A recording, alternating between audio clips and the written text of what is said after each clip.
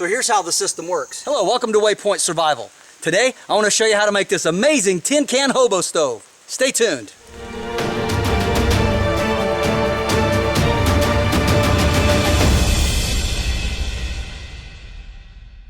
So this video hack was shared with me on my YouTube channel in the comments section by Greg Sanderson.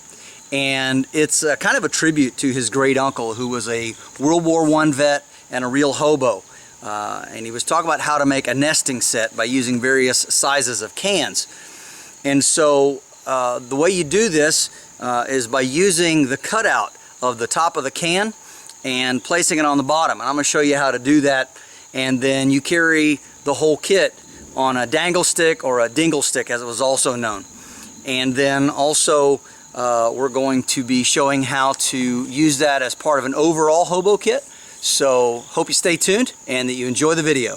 To do this project, you're going to need a few simple tools. First of all, you'll need some kind of a pair of tin snips. These are made by Fiskars. They work pretty good. You want a large nail, 16 penny, 8 penny, but anyway, a decently sized large nail. A Sharpie, something to make marks on the tin with, and then you'll also want a church key. And this is, of course, for punching triangular holes. If you watch my videos very long, you've seen me use this on other projects. But that's basically what you need as far as tools, and you will want a stick or a hammer or a rock to punch the holes using the nail into the tin. The next item that you're going to need is a large tin can. Now this had green beans in it, and originally the hobos used large coffee cans. Of course, almost all of our coffee cans anymore are made out of plastic with a plastic lid. So you're going to have to find a large can like this somewhere in the store. Now, I did cut off the lid. I did not use a safety can opener. And the reason is I needed this to be a smaller diameter than the lip. Also, I wanted the extra strength of this band that's crimped on around the top of the can because that's going to make it last longer and also make it stronger and more durable.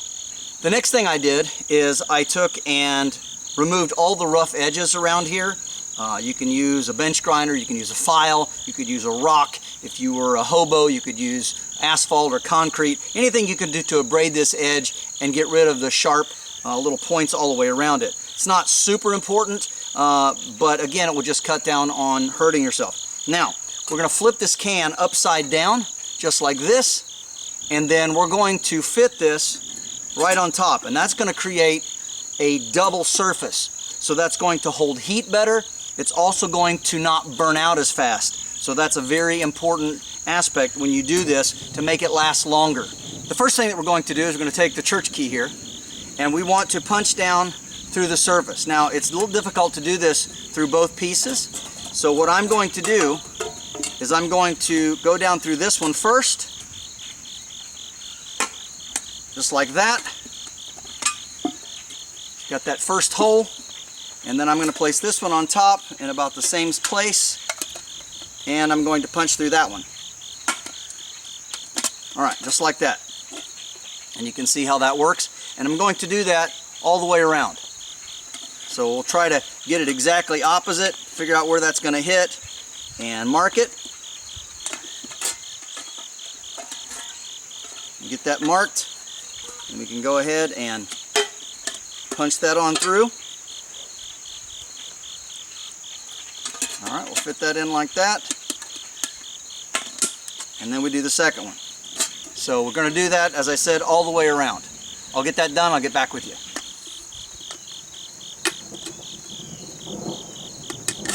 Alright, so there you go. And the crimps inside will help hold that top in place.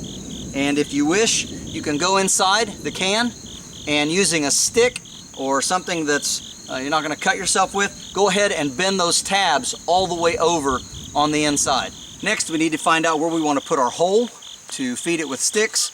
And of course, we want to avoid the seam, which is right here. And you can usually see that pretty clearly. And so it's not a really difficult matter. I like to leave most of this bottom intact, so you have a little bit wider edge at the bottom. And so all you have to do is take and just draw a relatively straight line. I like to go, maybe 3 or 4 inches wide, like so, and just kind of connect that using the ribs. And again, it's very easy to do. And there you have it, nice little outline. And what we're going to do is we're going to take the nail and I'm going to punch some holes in all 4 corners and then cut it out with the snips. And I used a hammer the last time, but I caught some flack for using a hammer or using a drill. It's like, where do I get one of those hobo drills? Well, got to remember that, you know, 1870s, the 1930s, kind of the heyday of the hobo era, most of those were working men and they had access to tools. They just couldn't take them with them. So they had to build what they needed for the road, or, you know, riding the railroad, as it were. So when you do this, you got to be careful because you don't want to crush the can. All right, there we go, and we're through.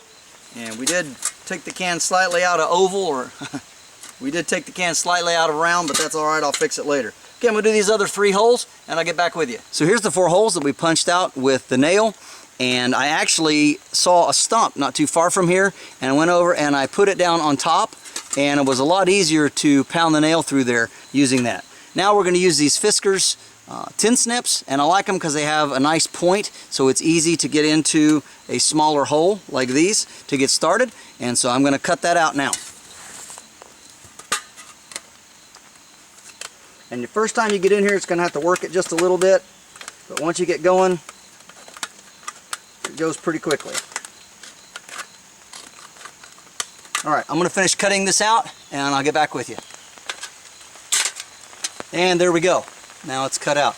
Now, you may want to wear gloves to do this. My hands are pretty tough and work hardened, but if you're doing this and you've got soft fingers, you might want to wear some leather gloves. The other thing is this is going to have some sharp edges on it, so you can take this and use a file on it or some sandpaper, whatever you have, your multi-tool if you have that on you, and go ahead and knock all those rough edges down so that you don't cut yourself. Of course, I don't think the hobos were too concerned about that, but anyway, we are a little more safety conscious these days. Okay, something that might help you is when I went to work on this, I found that if I put a screwdriver up inside from the bottom and bent through the tabs, I could bend these tabs back over, and that helps a lot too. You could use a stick, you could use a blade of your pocket knife, multi-tool, whatever. But anyway, that would work really great to help crimp this in place and make that stay on better for that double opening.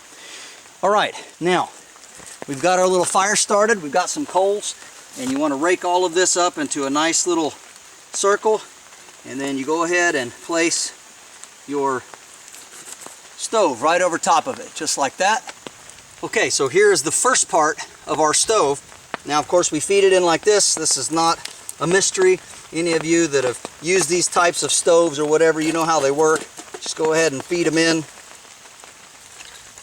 And of course, the smoke comes out the holes as well as the fire. Let's go ahead and load it up here. And once it gets going, we can cook off of it. Now, there's another part of the system that I want to show you. One of the things that hobos would carry, often in a back pocket, would be a slingshot. Now, this slingshot is made from just a Y-stick and some bands that I cut out of a bicycle inner tube and a piece of leather tied on with string. And so it works really great. It's carved smooth and got a pretty good pull to it.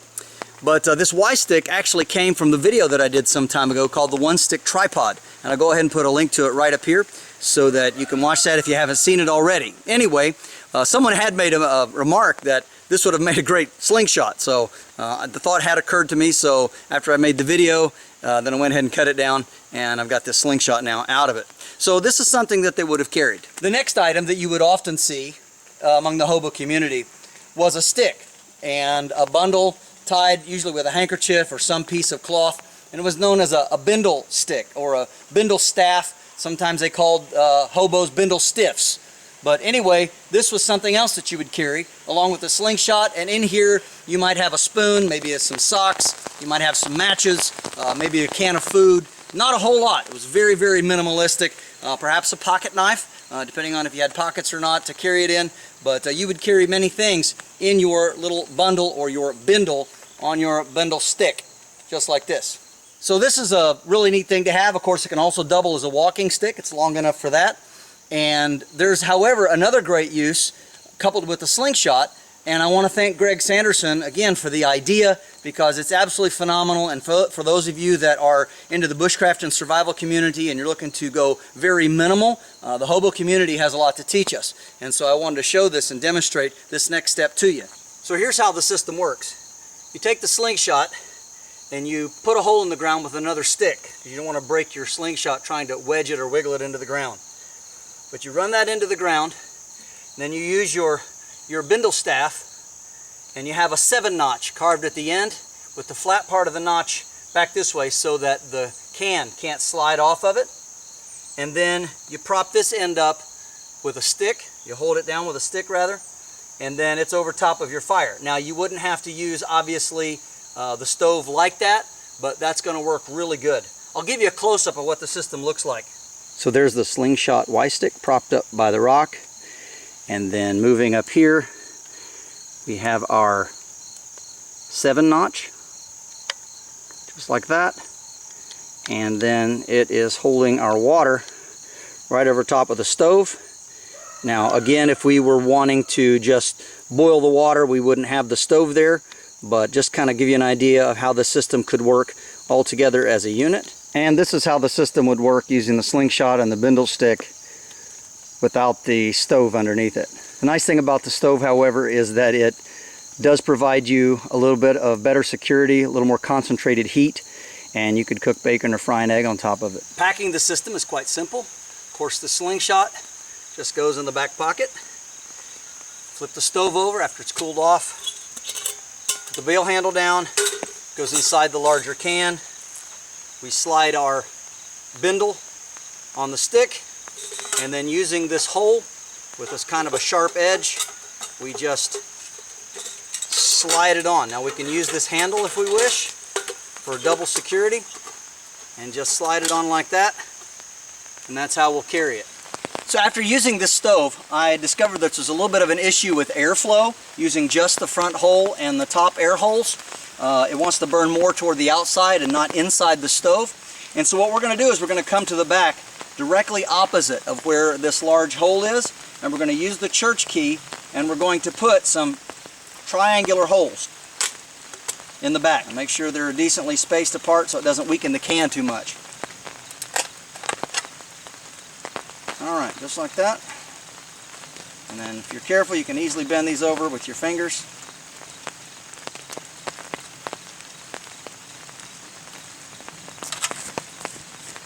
And that's what it looks like on the back. Just 5 holes directly opposite where this is, and that's going to allow airflow to come in from the bottom, and you get a better burn all the way around inside the stove, so you get more of the flames and smoke and heat coming out the top. This is James Bender for Waypoint Survival. If you like this video, please give it a thumbs up. Also make sure and check out the links in the description box below. And while you're down there, you'll find our spring link. This is where you can buy great Waypoint Survival branded merchandise. You'll also find our Patreon link. This is where you can donate to financially support the channel. You'll also find our waypointsurvival.com link. And this is where you can sign up to take bushcraft and survival training classes here at our facility in Southern Ohio. And if you haven't done so, please subscribe to the channel. We'd really appreciate it. And when you do subscribe, make sure and press that bell button so that you can stay notified of all of our upcoming videos. And we'll talk to you next time.